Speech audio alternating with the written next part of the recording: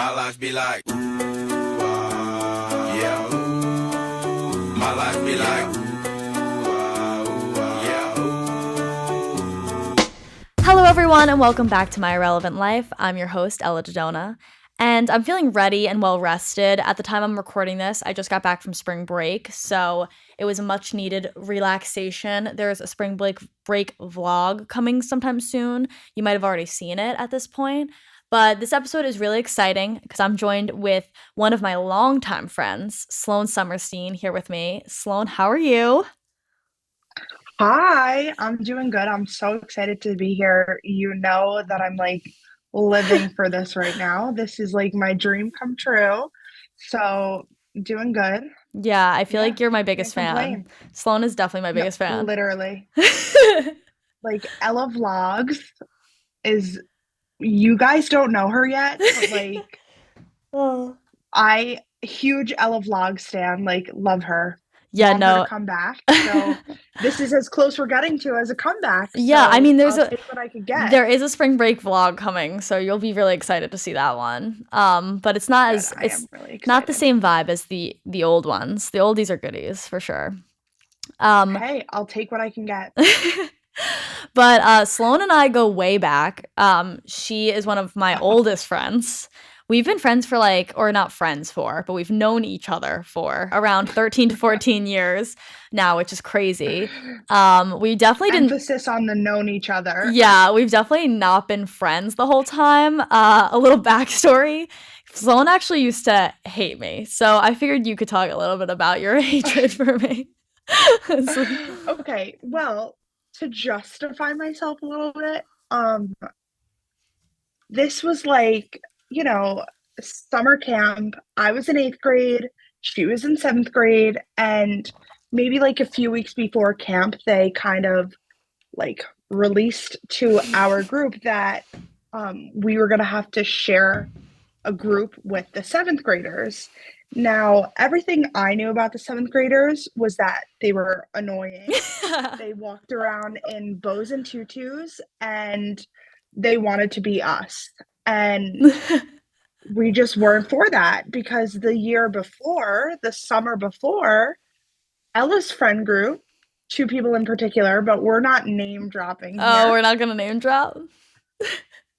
Can I name drop? If you really want I to. will so name drop. Let's, You could just say two people called the camp and yeah, basically got Sloane's age group in trouble on one of our trips. It was kind of right. Like they took our phones away and they were like, so many people have called the camp and told us that you're mean girls. We got our phones taken away. They wanted to hold them overnight, but no, like, no. Did they really? That's crazy. So yeah, like, I'm sorry, no. So whatever, we shared the summer group And and to be they just fair, proved to be, with Sloane, to be fair, we did wear tutus and bows. Like we were a little annoying. Like I know I was annoying as a camper. I mean, I had been going to the yeah, camp. I was like a later addition to the camp group. Like the way that this camp went was like you were born and bred into this place. Like everybody who oh, had gone to for the sure. camp had gone there for years. And Me included. yes, Sloane was there for years. So I came in fourth I was grade. 2 years old when my parents plopped me into that camp for the first time Right. and said, "You're gonna ride and die here." I left that camp as a 15-year camp member. Yeah, I that's was fucking 17 crazy. years old. That's crazy. I was there for Yeah, 7 years. I went in fourth grade, or 7 or 8 years.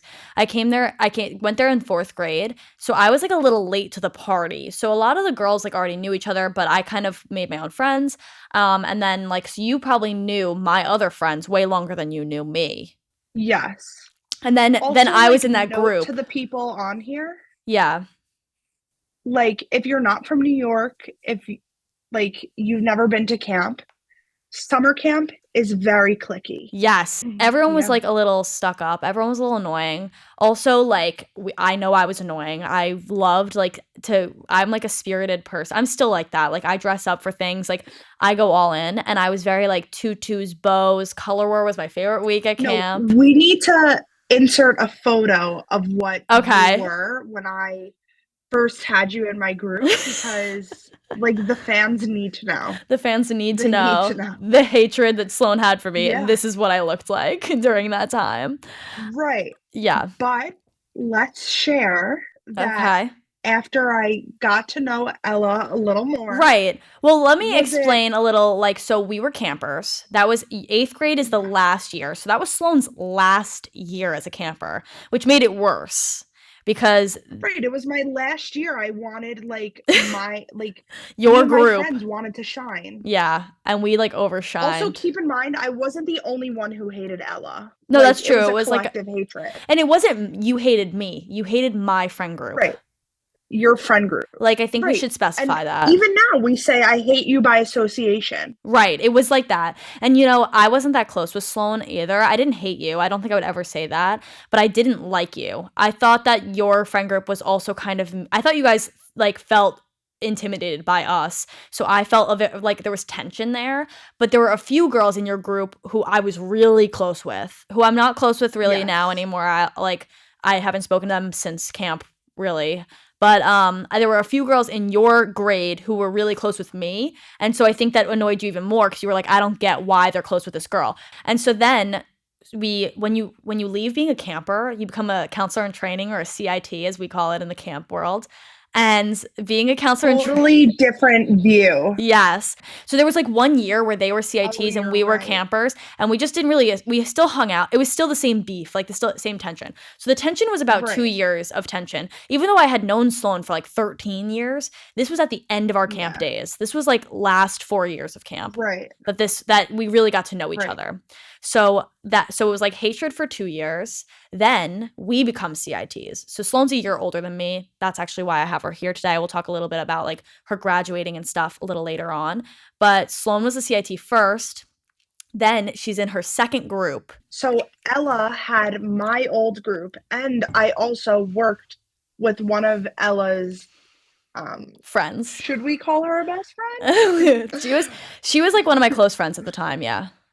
So I was placed with one of Ella's friends, and I had like an epiphany, per se, that wow, maybe Ella isn't really that bad because of who I was placed with. This girl was more annoying than I could ever imagine, and it really just like having the perception that I had of Ella compared to like now what I had, because I had a perception of Ella, but I never even knew Ella. Right. Like, I never hung out with her. I never did anything with her. Like, all I knew of Ella was that she was just weird. Like, but I was also, really I had no kept reason bad to company believe at the time. Like, I just like think I was not with the crowd that was best for me. And I think that when I became a CIT, I was able to make other friends. So I was like closer with your age.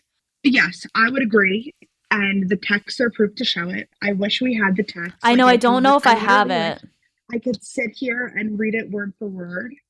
But basically, I wrote Ella like an essay. Yeah, and you were not the How only sorry one. I am. Right. How sorry I am that I like allowed my friends to like think of her that way, and like how me and my friends thought of her that way. And like, not that I allowed them, like they're allowed to make their own decisions, but like we all just like collectively didn't like her friend group. Right. But out of her friend group, she was the only one who matured during that time frame of becoming a CIT. And like, I didn't want her to like not know that. Right. Yeah, And it was I really wanted to, nice. like, break that tension. Right. And actually, thank God Sloane did, because then the next year I was in my next summer, the we next were summer together. we were in the same group together. So honestly, it ended up coming full circle. I loved working with Sloane. That was like the year we got really close. But so that's a little backstory about how me and Sloane know each other. If you guys actually read the blog about transfer students, you might recognize Sloane. Sloane is a transfer student. She went to Binghamton her freshman year and then transferred to Adelphi. So Yeah. I know you might recognize her, but welcome to the podcast world. Now you're here. I'm happy to have you Yeah. here.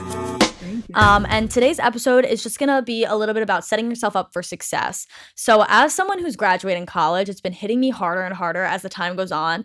And coming back from spring break, I was kind of like in a really sad state. I like left spring break the day we were about to leave, like the day before we left, I was like in a crisis. Like I was not ready to come back. It felt like the semester was ending. Like it just all hit me at once a little bit. It's a And scary feeling. it's a scary feeling, and I'm really scared to graduate, honestly. Like, it's scary going into the real world.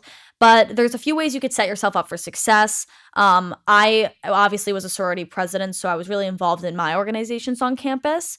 But Sloane is also really involved. She graduated last year in 2022. And you were extremely involved in the commuter student organization when you were an undergrad. So I just kind of want to hear a little Yes. bit about your experience. Like, we'll start with commuting. So when I came to Adelphi, it was fall of 2019, so the fall semester right before the pandemic. And I was like, oh, like honestly, my first month of commuting to Adelphi, I was a true commuter. I would come to school and I would go home. And my mom was like, Sloan, like, this can't happen. Like, you were so involved in high school and now you're depressed because I didn't really want to transfer home. I transferred home because Binghamton didn't have an education undergrad program. They only had a minor or a graduate school. And I didn't want to get my teaching experience up in Binghamton, New York, because I want to raise a family on Long Island. So I came home and like it was just me, my mom, and my stepdad. And it was boring. Like it was boring. All my friends were away at school. You had gone away to school. So it wasn't like, oh, when I would come home and visit on my breaks, like, yeah, of course I had people here. Over the summer, of course I had people here. Everybody was off. So that was kind of like a rude awakening. And I literally went to school and I came home and I laid in my bed all day because I barely had any homework. It was the first day of school. I mean, it was the first month of school. And my mom actually bought me a dog because she was so afraid that I was going to like fall into this deep depression.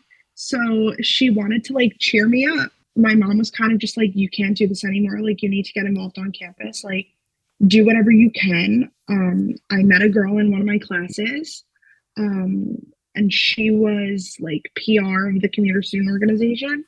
And she was like, come to the meetings, come hang out, whatever.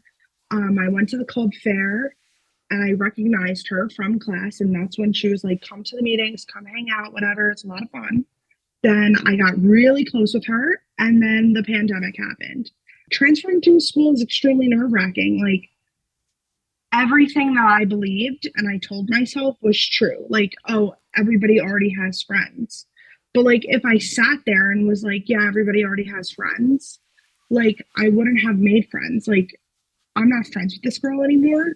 But like, she kind of opened doors for me. And when I graduated, I wasn't friends with her, but I literally texted her and I was like, listen, like, I just want to say thank you. Like, you opened so many doors for me. Like, because of you, I became PR of the commuter student organization, which then I became president of the commuter student organization.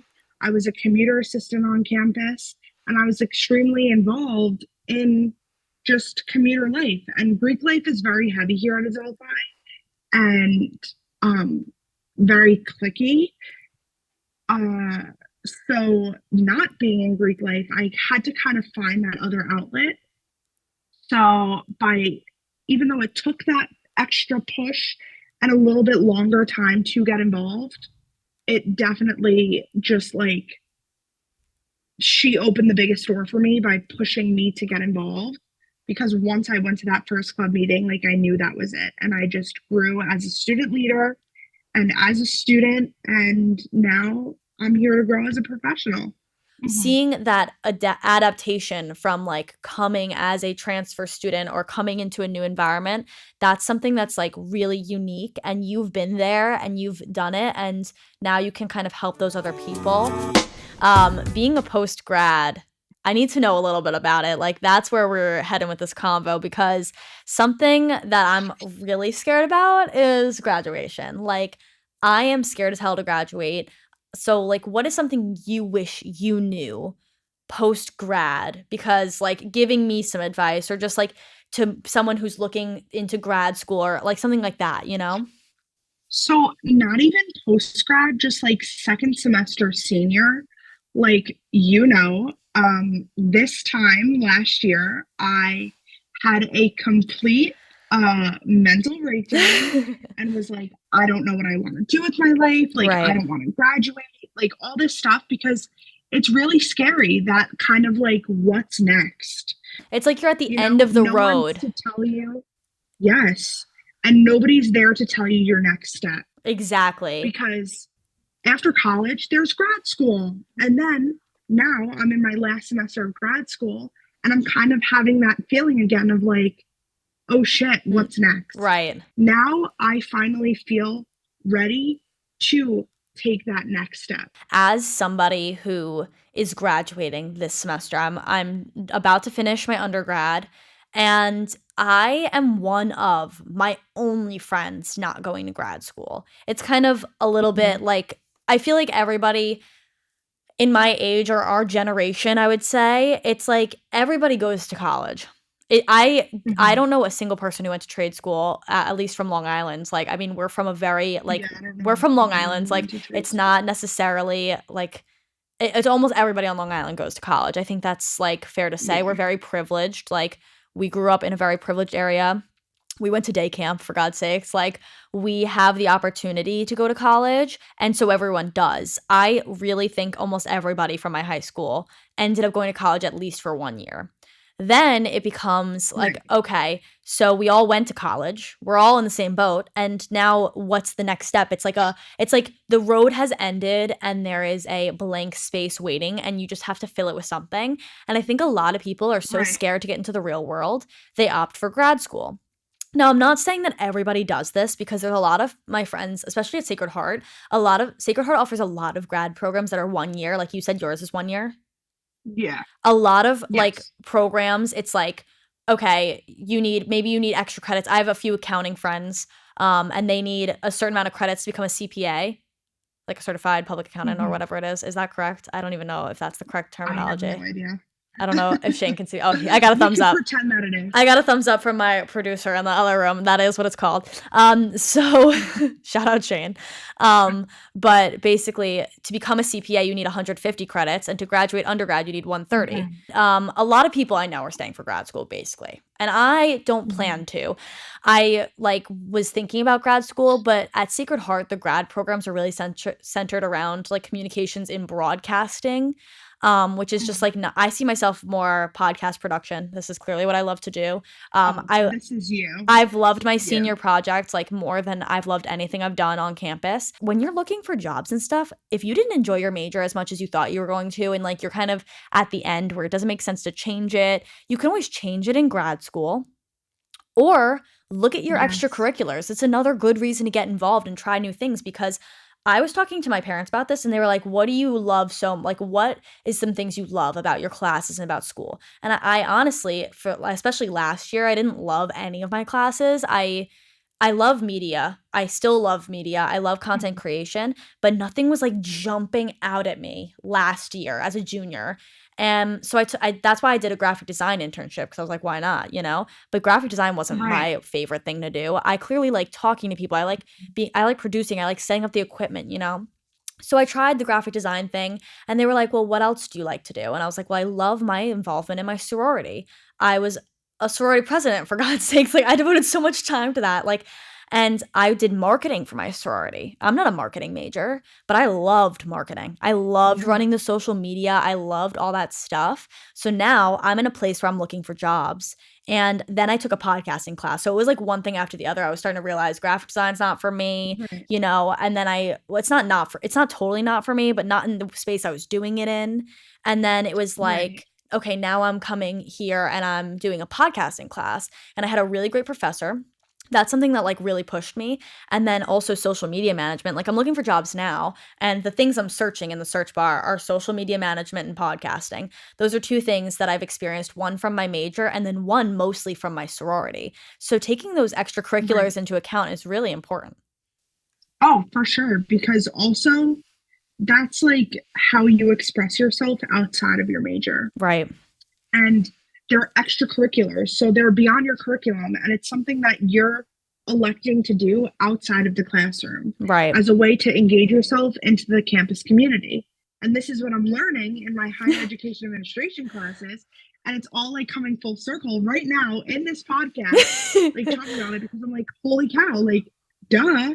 This is why we have to engage students in the daily campus life. No, it Like, truly is. the way that I was shaped as an individual because of higher education, extracurriculars, and student affairs specifically is why people need to be involved in extracurriculars. Like, I totally am agree. not a poster child, but like we are poster children. No, we are Like, 100%. come on. 100%. But it's really intimidating when all your friends go to grad school or when Yes. and you're the one. I'm like the only one who doesn't have like the stepping stone left, and you're in the same spot where like that stepping stone is missing, you know? Yes. Yeah. Well, kind of moving into the end of our episode here. Is there anything you wish you did differently in your 4 years, or is there anything you wish you did differently graduating, or maybe even just graduating high school? The only thing I would do differently is probably get involved sooner. Like, really, when people say you need to put yourself out there, they don't mean like, oh, you need to go and get involved in every single thing on campus. Because I didn't do that. Right. I didn't get involved in Greek life. I didn't get involved in like the Student Government Association, the Student Activities Board. Like, I found a very niche group. I always have these like, what if? And that's just something I need to work on personally. It's like, what if I never transferred? Well, if I never transferred, I would have been able to study abroad because I could have studied abroad my first semester of sophomore year at Binghamton. I could have done that. But it's like, okay, I transferred. So now what if I was able to study abroad? What if COVID never happened? Right. Oh, I don't know. And I can't live in that what if, because now I'm here. I changed my major twice. I went to 3 different universities, 2 for my undergrad and 1 for my grad. And I just have to take that for what it is. That Right. doesn't make me any less of a person because I had a career change twice. Right. I'm so fortunate that I had those experiences before I entered the real world. Totally. Because there's so many people that get into the real world and are absolutely miserable. If I had the opportunity to study abroad, I don't know if I would have been on exec 2 years. I don't know if I would have made those choices. Right. But I got hit with COVID as well. The programs were canceled, and it looked like the path was chosen for me.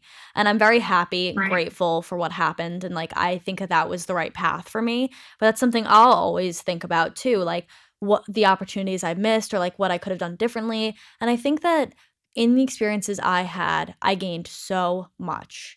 And I think that it's clear that you have gained Absolutely. so much. And although you changed your mind a few times, it is better to change your mind now than in the future.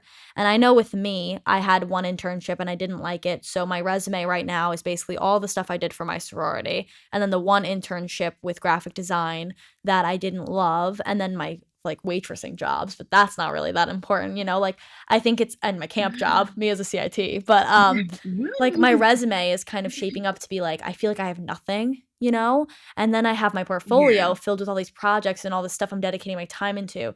And just because you might not have experience graduating college, like might not have as much experience as the next person, you might have stuff you've done in classes and stuff you can show. And I'm like proud that I have Right. that. And I think that going into a job over the summer or in fall or whatever job I get, just because it's my first job, it doesn't mean it's my last. One last note before we go about grad school. If you're feeling like, oh my God, I don't want to go to grad school, I know so many people that just from high school, like my friends from high school, or, you know, my brother's friends, like so many people that I know that didn't go to grad school and have 6-figure jobs. So, like, you could get a job and have a 6-figure salary and not have to go to grad school. My brother didn't go to grad school. He's not even thinking about going to grad school. Like, and he's doing just fine. So you could do just fine without going to grad school. Don't listen to society. Don't listen to the media. you can be just fine without going to grad school. I promise you. Yeah, thank you, Sloane. Appreciate it. That's like, Okay. I feel like she's speaking directly to me as I'm To internally you freaking out. and to any of the other people out there, like it's totally fine. And I know that you're going to do amazing things in the real world, Ella. And if it doesn't work out, we could start a podcast every day. Awesome. Thank you, Sloane. And thank you, everyone, for tuning in to this episode of My Irrelevant Life. I'll see you guys on the next one. Try not to miss me too much. Bye. Don't miss me too much. That's it.